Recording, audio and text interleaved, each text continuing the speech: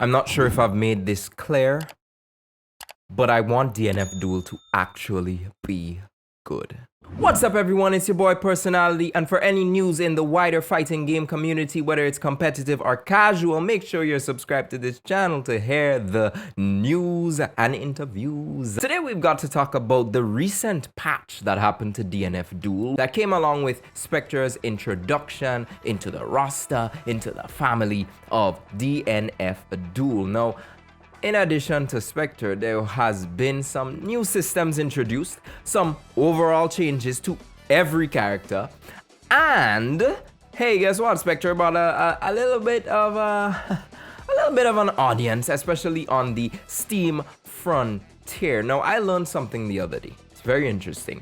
If you've got time to talk about the fact that there's not enough games to be played, or you can't find games, bro, if you've got time to complain about that, you can find some matches. The DNF Duel community might be on a rise again, and I really want this game to succeed. I think it's an interesting concept. I think it comes from an interesting IP.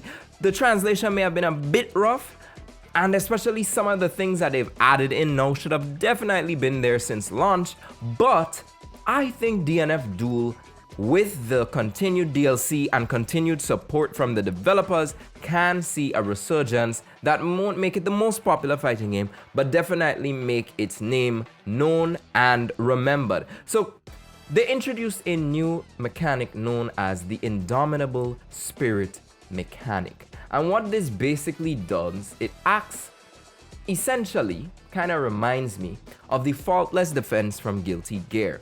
So it is a mechanic that is applied when you are guarding. So it speaks about the Indomitable Spirit can be activated while guarding.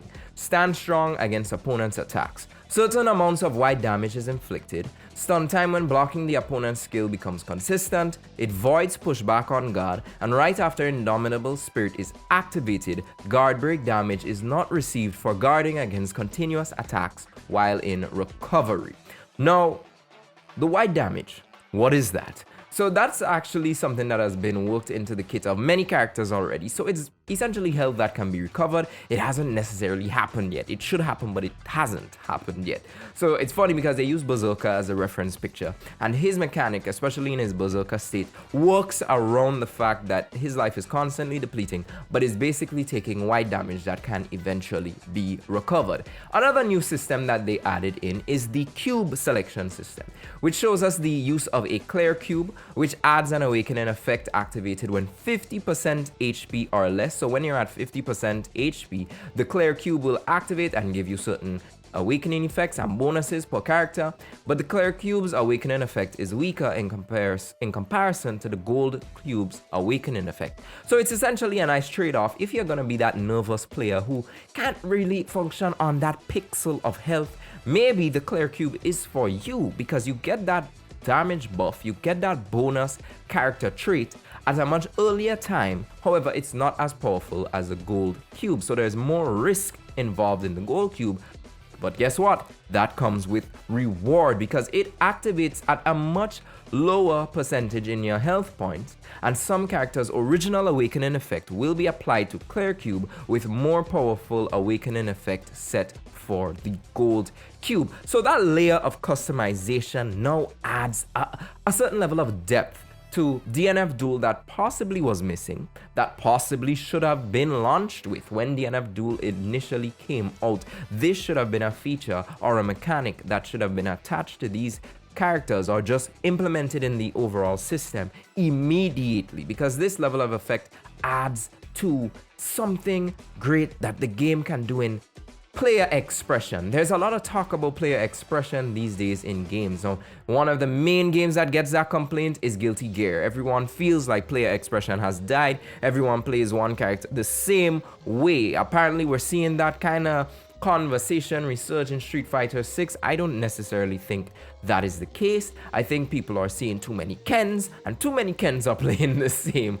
But I've been fighting online and I've been seeing a bunch of other players beat me silly in all sorts of strategies. I guess the thing that is mostly taking away that player expression is possibly the drive rush mechanic, because sometimes people just start and that character is on you and it's crazy like that. So Along with that, they added a backward dodge system. The awakening effect is not necessarily new, but it's activated when the total of remaining HP and white damage reaches a certain point or below. So all of this feeds back into the gold cube mechanic that we just spoke about. So there's also the changes to standard B, crouching B. You made the on-tech times consistent, except for some characters.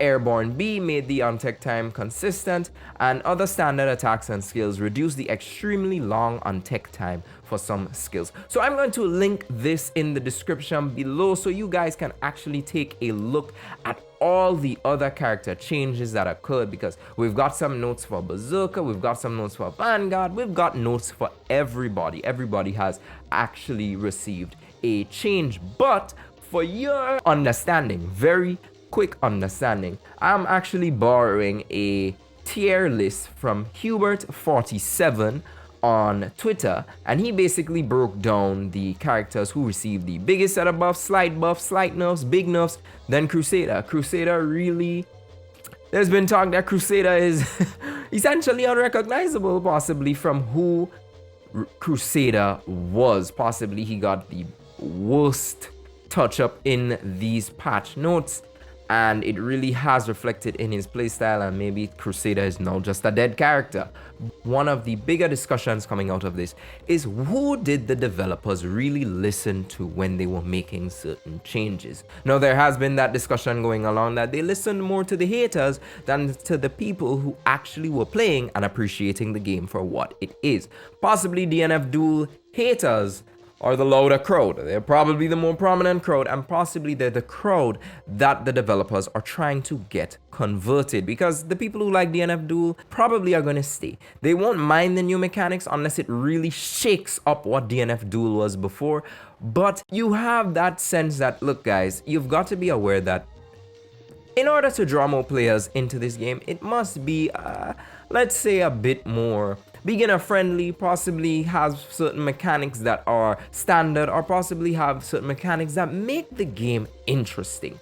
So that whole discussion of who are they catering for, I don't think it's necessarily that we should focus on that too much. What I think we should focus on is that we need to make these people know that this game has potential, and we're waiting to see what can be done with it. Especially when you look at the consideration that currently it's on sale. Maybe that would have boosted the amount of new players. Steam numbers were affected by the whole release of Spectre. You know, it's not crazy numbers, but at least they had people coming back to the game. Like I said, PlayStation is making its efforts to have these tournaments for DNF Duel as well, and the community is somewhat hard to find, but they are there.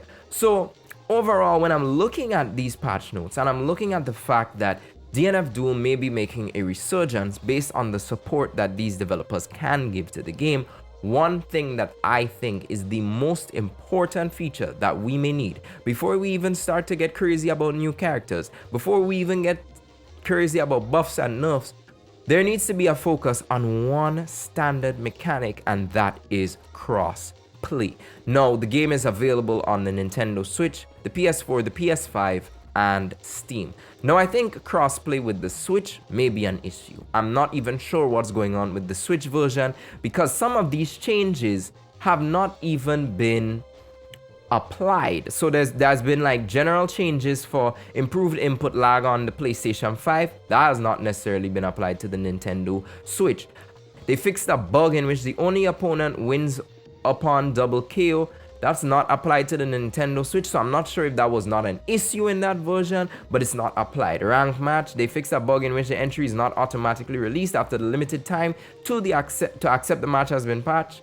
This one was applied only to Nintendo Switch. So I'm not sure what's going on with the disparity between consoles, but there is a case for cross-play to happen. Now, you have generational play between PS4 and PS5, but I think making the Steam community be able to connect with the PlayStation community is top priority. I don't necessarily think, and I don't want to come down on the Switch players here because I myself love my Switch, but I don't really turn to my Switch for fighting games, nor do I really want to get competitive on that type of net-based delay. They don't even have rollback on the Switch, but that is an issue that needs to be resolved, and I think one of the first things that DNF Duel needs is to get crossplay on board. But that's basically everything that we know that happened in these patch notes and this discussion around this game. What do you guys think about the release of Spectre? What kind of other characters do we need in the mix for the upcoming DLCs as we go through the year?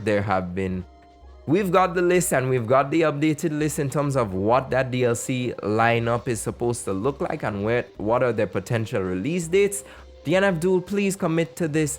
And for anybody who's playing it and for any game you're playing right now, stay gaming.